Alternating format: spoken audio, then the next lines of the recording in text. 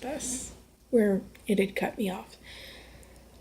Dumbledore is sparkling. Dumbledore, this was not something that came out at the end of the series. This is something that someone asked about halfway through it, and was already confirmed she did not actually need to. The only reason why there was a press conference at some point was because some people still didn't get the memo.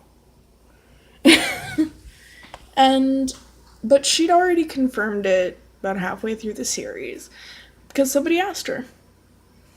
They were working on the movies, and one of the actors asked her if Dumbledore was gay. Dumbledore was flaming. It wasn't something that you really put into your books directly then. You couldn't. So you couldn't just... And also, she didn't sexualize him. It seems like what people are mad about is that she made him flaming, but she didn't sexualize him. Why does she need to sexualize him? This is the only thing I'll ever defend her on. Because all the BS that she's done since then, I'm not defending JK on. It is so much BS. But Dumbledore being gay, yeah, it surprises literally no one, and it actually came out whenever she was about halfway through the series. I actually grew up with this series, and I grew up waiting for these books to come out. And I actually remember whenever a friend of mine had actually found the article, somebody was talking about it. There were book burnings. Like, this did back then, this did not help her. There was actually a movement to try and ban the book specifically for that. Dumbledore was gay. He was flaming. He was sparkly. He was more sparkly than Lockhart. You know, the scion of his house. And he did not, he had power in all this. And if you know anything about noble culture type stuff, and if you've ever read anything into like the purebloods and all that, and how they emulate that, then you know that whether you find your true love or not, you are expected to marry even if it is just for an heir. You at least enter into some sort of contract or an understanding. Dumbledore, as far as the purebloods are concerned, probably has shirked his duties because he does not have an heir. He does not have a child. He has produced no heirs. So when he dies, there will be a power vacuum.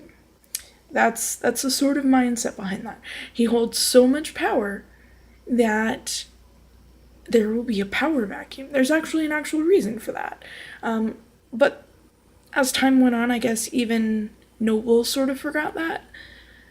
And they just it was like you amassed all this and you're not passing it to anyone. You're just sort of going to let it fade away.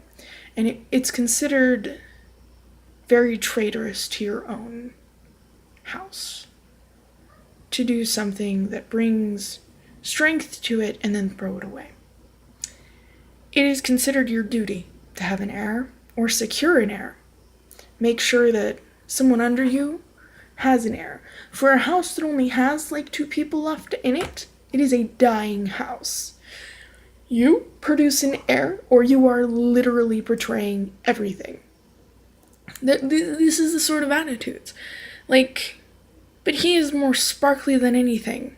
He surrounds himself with kids. He has no relationships with the opposite sex that are not absolutely platonic.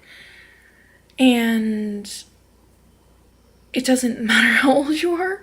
This is actually not wholly normal. Dumbledore is not sexualized, but it is actually pretty flaming obvious that he's gay. I'm sorry, but he's pretty obvious, and if you need him to be sexualized for this to be obvious, I feel bad for you. Because, I was one of the most socially awkward kids ever, and just about everything went over my head. Even I realized that he was flaming. He was flaming. Dumbledore was flaming. He was more sparkly than a sparkly blue Prius. If you know that comedy routine, I hope you're grown, because it's not kid appropriate. But no, yeah, Dumbledore is gayer than a sparkly blue Prius. He's extremely, extremely happy with the same gender. And lots of sparkly, bright colors. He is more flamboyantly gay than. I mean, he makes wizard